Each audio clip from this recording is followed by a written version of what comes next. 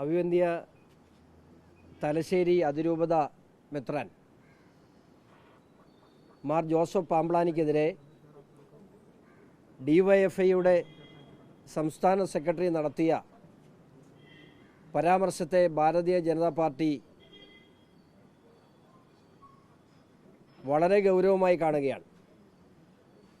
ആ പ്രസ്താവനയിൽ ഭാരതീയ ജനതാ പാർട്ടിയുടെ പ്രതിഷേധം അറിയിക്കുകയാണ്. ഛത്തീസ്ഗഡിൽ വിഷയമുണ്ടായപ്പോൾ ഏറ്റവും അധികം ആ വിഷയത്തിൽ ഭാരതീയ ജനതാ പാർട്ടിയെ വിമർശിച്ച ഒരു പിതാവാണ് പാമ്പ്ളാനി പിതാവ്. ആ വിമർശനങ്ങളെ വളരെ സഹിഷ്ണുതയോടുകൂടിയാണ് ഭാരതീയ ജനതാ പാർട്ടി കണ്ടതും. എന്നാൽ ആ കന്യാസ്ത്രീമാർ ജയിൽ മോചിതരായപ്പോൾ ഞങ്ങൾ അവിടെ നടത്തിയ ഭാരതീയ ജനതാ പാർട്ടിയുടെ സംസ്ഥാന പ്രസിഡൻറ്റും ബഹുമാനപ്പെട്ട പ്രധാനമന്ത്രിയും അതുപോലെ ആഭ്യന്തര മന്ത്രിയും ഛത്തീസ്ഗഡ് ഗവൺമെൻറ്റും അവിടെ നടത്തിയ ഇടപെടലിനെ അഭിനന്ദിക്കുവാനുള്ള മര്യാദ ആ പിതാവ് കാണിച്ചതിൻ്റെ പേരിൽ അദ്ദേഹത്തെ കടന്നാക്രമിക്കുവാൻ ഡിവൈഎഫ്ഐ തുടർന്നാൽ അതിനെ BJP കൈയും കെട്ടി നോക്കി നിൽക്കില്ല. ഇവിടെ ഏതൊരു വിഷയത്തിലും BJPക്ക് അനുകൂലമായല്ല, യാഥാർത്ഥ്യങ്ങളെ തുറന്നു പറയുവാൻ ഇവിടെ എല്ലാ മതമേലധ്യക്ഷന്മാർക്കും അവകാശമുണ്ട്. BJPയുടെയും RSSൻ്റെയും കുഴലൂത്തുകാരായി കേരളത്തിലെ പിതാക്കന്മാർ മാറരുത് എന്നൊക്കെയുള്ള തരം താഴ്ന്ന ഭാഷ അഭിവന്യ പിതാക്കന്മാർക്കെതിരെ ഡിവൈഎഫ്ഐ അത്തരത്തിലുള്ള നിലപാട് സ്വീകരിച്ചാൽ അതിനെ കയ്യും കെട്ടി നോക്കി നിൽക്കാൻ ഞങ്ങൾക്കാവില്ല. BJPയെ സംബന്ധിച്ച് ഈ വിഷയത്തിൽ കൃത്യമായ നിലപാടുണ്ട്. അവിടെ ഡിവൈഎഫ്ഐ പിതാക്കന്മാരെ കടന്നാക്രമിക്കുന്നത് വഴി ഡിവൈഎഫ്ഐ ആരുടെ കൊള്ളൂത്തുകാരായി മാറുന്നു എന്ന് കേരള ജനത തിരിച്ചറിയണം.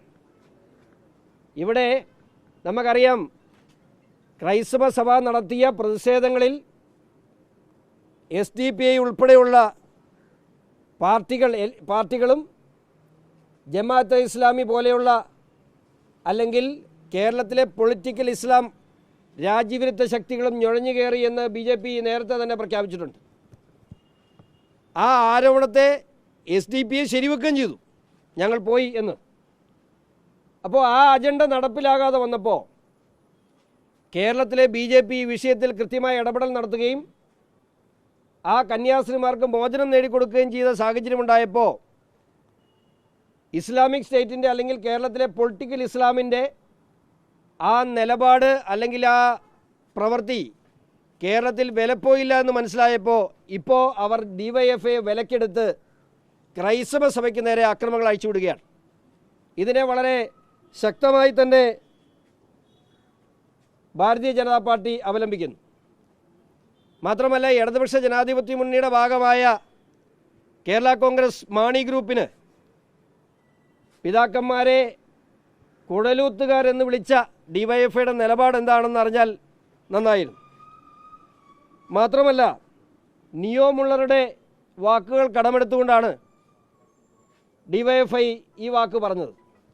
ഞങ്ങൾക്ക് ഡിവൈഎഫ്ഐയോട് പറയാനുള്ളത് ഇതാണ്, അതുതന്നെയാണ്. കോങ്കോയിൽ ആക്രമണം നടന്നപ്പോൾ നിങ്ങൾ മിണ്ടിയില്ല. നൈജീരിയയിൽ ക്രൈസ്തവർക്ക് നേരെ ആക്രമണം നടന്നപ്പോഴും നിങ്ങൾ മിണ്ടിയില്ല. ഛത്തീസ്ഗഡ് സംഭവം നടന്ന അതേ ദിവസങ്ങളിലാണ് കോങ്കോയിൽ IS ആക്രമണത്തിൽ 40 ക്രൈസ്തവർ മരിച്ചത്. നിങ്ങൾ മിണ്ടിയില്ല. കേരളത്തിൽ പാലായിൽ കല്ലറങ്ങാട്ട് പിതാവിനെതിരെ ആക്രമണം ഉണ്ടായപ്പോൾ അദ്ദേഹത്തിന് നേരെ ഇവർ കൊല വിളിച്ചപ്പോൾ നിങ്ങൾ മിണ്ടിയില്ല. ഇവിടെ മുനമ്പത്ത് പാവപ്പെട്ട 610 കുടുംബങ്ങൾ അവരുടെ ജീവിതം നിലനിർത്തുവാനായി, അവരുടെ ജീവനും സ്വത്തും നിലനിർത്തുവാനായി പോരാട്ടം നടത്തിയപ്പോൾ നിങ്ങൾ അവർക്കെതിരെ നിലപാട് സ്വീകരിച്ചു, വഖഫിന് അനുകൂലമായി. നാളെ ഇവർ നിങ്ങളെയും തേടി വരും. അന്ന് നിങ്ങൾക്ക് അതിനെ പ്രതിരോധിക്കുവാൻ, അതിനെതിരെ സംസാരിക്കുവാൻ VSനെ പോലുള്ള നേതാക്കൾ ഇന്ന് നിങ്ങളുടെ കൂടെ ഇല്ല എന്നുകൂടി ഓർപ്പിക്കാൻ ഞാൻ ആഗ്രഹിക്കുകയാണ്. ഈ വിഷയത്തിൽ ഇതിനു മുമ്പും പാമ്പ്ളാനി പിതാവിനെതിരെ തന്നെ സത്യം തുറന്നു പറഞ്ഞതിൻ്റെ പേരിൽ പിണറായി വിജയൻ സമാനമായ ആക്രമണം നടത്തിയിട്ടുണ്ട്. എന്തിന് നമ്മുടെ പോൾ ചിറ്റിലപ്പള്ളി താമരശ്ശേരി പിതാവ് പോൾ പള്ളിക്കെതിരെ നികൃഷ്ടജീവി എന്ന് വിളിച്ച ആളാണ് പിണറായി വിജയൻ. ഇവർക്ക് പ്രീണന രാഷ്ട്രീയത്തിൻ്റെ ഭാഗമായി ഇവിടുത്തെ ജനാധിപത്യ സംവിധാനങ്ങളെ നേരെ ഇവർ നടത്തുന്ന കടന്നുകയറ്റങ്ങൾക്കെതിരെ BJPയും DYFI CPM ഇവിടെ മിണ്ടാതിരിക്കുകയാണ്. ഘടകകക്ഷികൾ ഉൾപ്പെടെയുള്ള ആളുകൾക്ക് അവർക്കെതിരെ മിണ്ടാൻ സ്വാതന്ത്ര്യമില്ലാത്ത അവസ്ഥയാണുള്ളത്. ഇവിടുത്തെ പൊളിറ്റിക്കൽ ഇസ്ലാമിന് വേണ്ടി കുഴലൂത്ത് നടത്തുന്നത് DYFIയും CPMുമാണ്. ഇതിനെതിരെ ഭാരതീയ ജനതാ പാർട്ടിയുടെ ശക്തമായ പ്രതിഷേധം.